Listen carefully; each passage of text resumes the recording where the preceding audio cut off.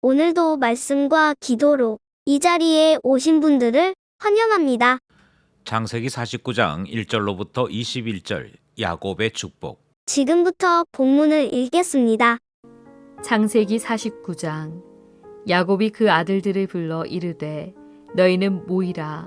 너희가 후일에 당할 일을 내가 너희에게 이르리라. 너희는 모여 들으라.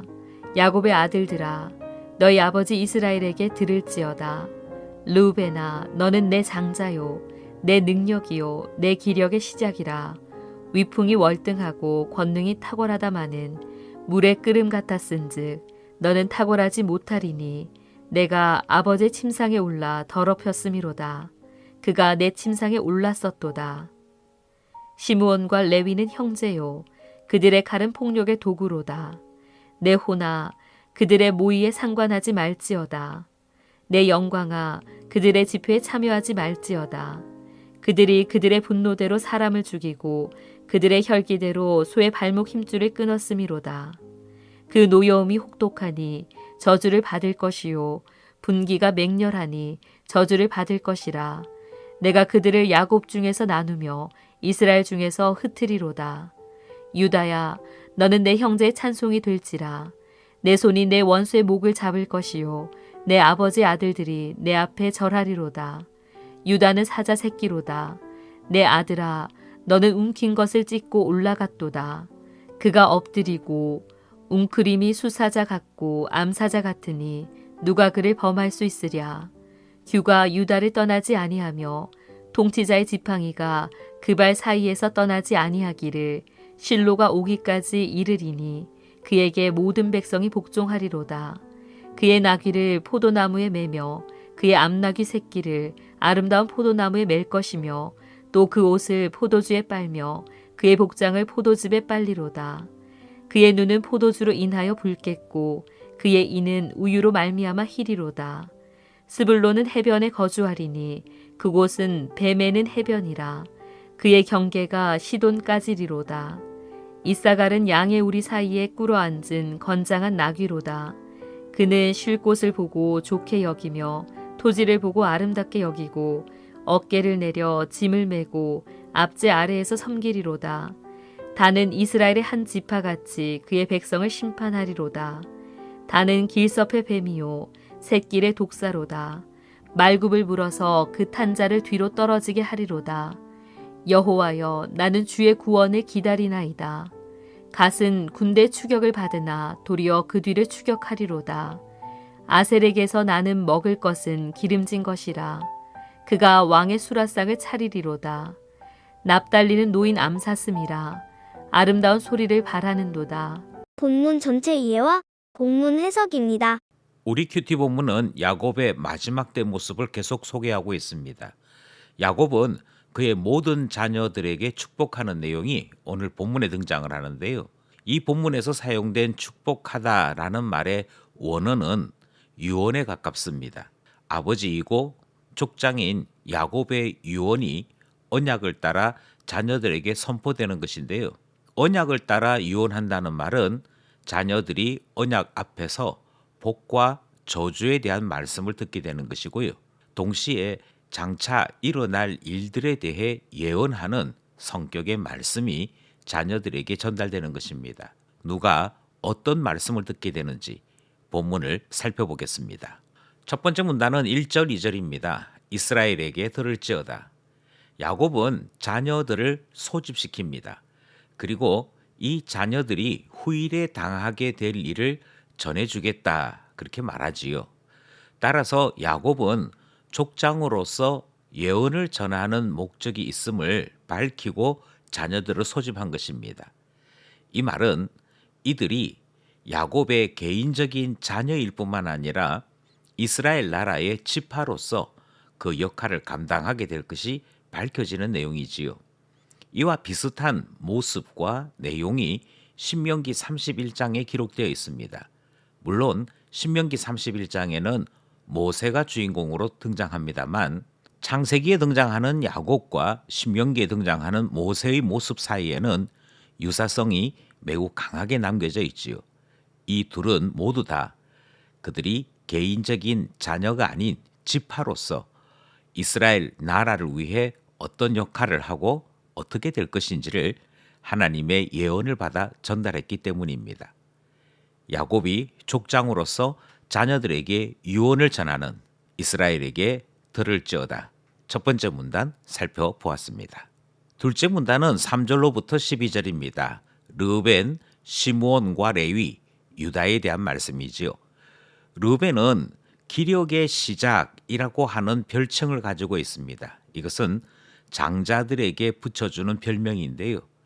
야곱에게 장자가 누구냐 그러면 반드시 르벤이라고 말을 해야 합니다. 하나님께서는 장자인 르벤에게 위엄을 주셨고 탁월함을 주셨습니다. 그런데 문제는 그가 가지고 있는 재능이 물처럼 흘러 넘쳤더라. 이 말씀은 그가 장자로서 많은 복의 주인공이었으나 그가 스스로 실수함으로 넘어졌으므로 이 복을 다 받지 못하는 과유불급의 모습이 있음을 이야기하는 것이지요. 실제로 르벤 지파는 요단 동쪽에 거주했고 나중에 갓 지파와 병합이 되면서 사라지고 말지요. 기력의 시작이었고 그 능력이 탁월했으나 결국은 흘러 넘쳐 사라지게 될 것을 예언받는 르벤에 대한 말씀이 등장을 했습니다. 그 다음 등장은 시므온과 레위이지요. 이들은 저주를 받습니다. 이들이 저주를 받게 된 것은 디나 사건이 있고 난 다음에 그들이 동생의 보복을 위해 사람을 죽였기 때문이지요. 그만큼 이들은 분노, 경노, 이와 같은 혈기 때문에 저주를 받기까지 이르는 그런 말씀이 등장을 합니다.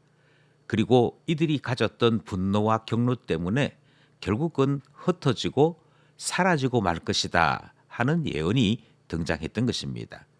여기서 한 가지 우리가 살펴볼 것은 시므온은 유다 지파와 흡수가 되면서 정말 야곱의 예언대로 사라집니다. 그런데 레위는 모세 때 레위가 가지고 있는 정의를 향한 분노, 그것이 하나님 편에 붙어서 정의를 실현하는 일을 행함으로 도리어 영예로운 행동으로 칭찬을 받게 됩니다. 그래서 똑같은 저주를 받았음에도 시므온 지파는 사라지고 레위 지파는 하나님의 지파로 살아남게 되는 일이 생겼던 것이지요. 결국 그들에게 주어져 있는 이 복과 저주는 마치 운명이나 팔자처럼 어떻게 바뀌어지는 것이 아니다 하는 그런 의미가 아니라 주님께서 경고하시고 주님께서 칭찬하심으로 잘못된 것에서는 돌이키도록 잘하는 것에서는 더 힘을 내도록 주님이 말씀하시는 내용이 담겨 있다. 이렇게 이해해야 할 것입니다. 마지막으로 유다 지파가 등장을 하는데요. 유다라는 말은 찬양입니다. 그러니까 하나님께서 이 아이를 주셔서 하나님을 찬양합니다 하면서 지어준 이름이 유다였는데 유다는 복을 받습니다. 유다가 받은 복은 형제들에게서부터 찬송을 받게 될 것이다. 이렇게 복을 받고요. 그가 원수들의 목을 잡을 것이고 마치 유다 지파는 사자 새끼와 같아서 이제 점점 자라기만 하면 때가 되기만 하면 사자로서 위엄을 드러낼 것을 그가 예언으로 받습니다. 뿐만 아니라 그에게 홀과 규가 영원토록 있을 것이다. 실로가 오기까지 계속될 것이다 라고 하는 예언을 통해 유다가 나라를 다스리는 통치권을 가지게 될 것, 그것을 예언받지요. 그 다음에 등장하는 나귀에 대한 표현이나 포도나무에 대한 표현을 통해서 장차 이스라엘에 오실 메시아가 이미 이때부터 예언되었다 하는 점도 살펴보게 되는 것입니다. 둘째 문단 르벤, 시므온과 레위, 유다에 대해 야곱의 예언의 말씀을 살펴보았습니다.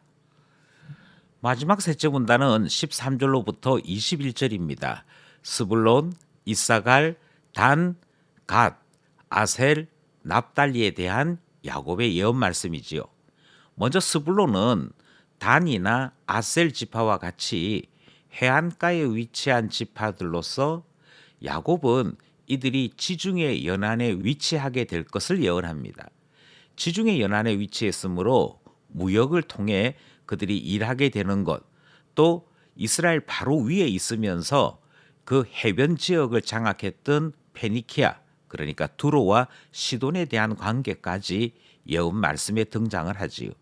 이들에게는 특별히 앞날에 대한 예언이 주어졌다 하기보다는 그들이 맡은 위치에서 어떤 역할을 해야 될 것인지에 대한 말씀이 전달되고 있습니다. 이사갈은 반대로 산악 지역에 거주하게 됩니다. 그러다가 평지로 옮기게 되지요. 산악 지역에 있다가 평지로 오게 된 이유가 시기를 좋아하기 때문이라 그렇게 예언됩니다. 이 말이 결국은 시기를 좋아하고 게으름에 빠져 있다가 가나안 족속으로부터 도리어 압제당하게 될 장차 일어날 일이 경고되고 있던 것이지요. 이사갈은 아마도 이 경고를 마음에 담지 못했던 것 같습니다. 결국 그들은 시기를 좋아하다가 마침내 정복당하여 노예로 살게 되는 운명이 그들에게 펼쳐지지요. 단 지파는 7번째로 소개되는 특별함을 누립니다. 원래 6번째 자녀인데 7번째로 소개되는 것은 아마도 이 지파가 특별하기 때문이 아닌가 생각을 합니다. 단 지파의 가장 큰 특징은 그가 형제들 가운데 공의에 대한 관심이 컸던 것 같습니다. 그래서 심판하는 지파다 하는 별칭을 얻게 되고요. 비록 숫자적으로는 작은 지파이지만 공격 능력은 굉장히 강해서 이 지파를 볼 때마다 마치 뱀이 기습하는 것과 같이 매우 강력하고 효과 있게 적을 섬멸하는 것, 그것이 예언의 말씀 가운데 포함되어 있습니다. 뿐만 아니라 단 지파는 다른 지파에서 볼 수 없는 짧은 기도문이 하나 추가되어 있지요. 여호와여 구원을 바랍니다 라는 기도문이 포함되면서 단 지파와 구원의 관계가 밀접하게 연결되어 있음을 우리에게 전달하고 있습니다. 갓 지파는 동쪽에 정착을 하지요. 그들이 정착했던 곳이 동쪽이다라는 말은 동쪽에서부터 이스라엘을 공격하기 위해 다가왔던 아모리 족속이나 사막에 거주하고 있는 사막 족속과 1차적으로 싸워야 하는 그런 입장에 있었음을 야곱이 가르치고 있습니다. 따라서 이들은 늘 방어를 하거나 적을 추격해서 몰아내는 일들을 해야 했던 것이지요. 하나님께서 이 일을 위해 동쪽에 정착을 시켰고 갓 지파는 이 일을 잘 감당하게 될 것이라 하시는 말씀이 기록되어 있습니다. 아셀 지파는 말 그대로 복이 있는 지파입니다. 또 행복이 있는 지파지요. 그래서 이 아셀 지파는 번영 풍요로움에 대한 약속을 받습니다. 그래서인지 아셀 지파가 주로 했던 일은 왕의 음식을 담당하는 일을 합니다. 왕의 음식을 제공하는 일을 한다는 말은 여러 지역에서부터 좋은 음식을 받아서 그것을 요리해서 상납했다 하는 의미도 있고, 아셀 지파 지형 자체가 음식을 만들기에 좋은 여러 요소들을 갖추고 있었더라 하는 의미도 담고 있는 것이지요. 마지막으로 납달리는 산악 지역에 속해 있는 지파입니다. 이 납달리는 원래의 이름 뜻이 아름다움, 고귀함 이와 관련이 있는 이름인데요. 납달리가 가지고 있는 아름다움과 고귀함이 그대로 지파에 묻어나 전달되고 있지요. 납달리가 소개되는 것으로 오늘 본문이 끝을 맺습니다. 야곱이 자기 자녀들을 축복하는 본문 말씀 살펴보았습니다. 말씀을 따라 기도하며 결단해 봅시다. 첫 번째 기도 제목은 족장을 통해 아들들에게 하나님의 뜻이 전달되지요. 그것을 유언이라 축복이라 그렇게 표현하기까지 했습니다. 이것이 가능한 이유는 하나님께서 우리 모든 자녀들을 향해 복 주시고자 하는 선하신 하나님이시기 때문이고, 우리의 자녀들이 복의 사람으로 살아가기를 원하시는 하나님의 계획이 있기 때문이지요. 그러므로 주님의 뜻에 우리의 마음을 담아 기도하기는 하나님께서 저희 자녀들을 복의 자녀로 불러주시고 하늘에 속한 신령한 복 내려주소서 기도하게 되는 것이지요. 둘째로 우리가 기도하기 원하는 제목은 이 12 아들들이 12 지파로 그 이름이 빛나게 되는 것 살펴보게 됩니다. 그리고 이들이 받은 모든 축복은 개인이 받는 복이라기보다는 지파로서 감당해야 될 사역과 그들이 살게 될 지형과 연결되어 있는 것을 보았습니다. 결국 한 사람 한 사람이 잘 사는 것이 지파로서 역할을 잘 감당하는 것이고 그들의 인생을 잘 건설하는 동시에 지파로서의 사명도 잘 감당하게 되는 이중 삼중의 특징을 가지게 되는 것을 우리가 보게 되는 것이지요. 우리의 일에 최선을 다하는 그것이 하나님 나라 건설이고 하나님께 영광이 되는 일이고 우리에게 복이 되는 일인 것을 발견하게 되었기에 기도하기는 하나님께서 우리에게 맡겨주신 일 최선 다하여 하나님께 영광 돌려드리고 우리에게는 신령한 복이 임하는 그 은혜를 베풀어 주셔서 기도하게 되는 것입니다. 마지막으로 이 복은 저절로 성취되는 것이 아니고 믿음과 순종으로 화답할 때 아름답게 열매 맺고 이루어지는 것을 살펴보게 됩니다. 그러므로 기도하기를 우리 하나님께서 우리에게 복 주시고자 할 때 우리에게 믿음과 순종 더하여 주셔서 화답하게 하시며 성취되는 그날 보게 하여 주소서 기도하게 되는 것입니다.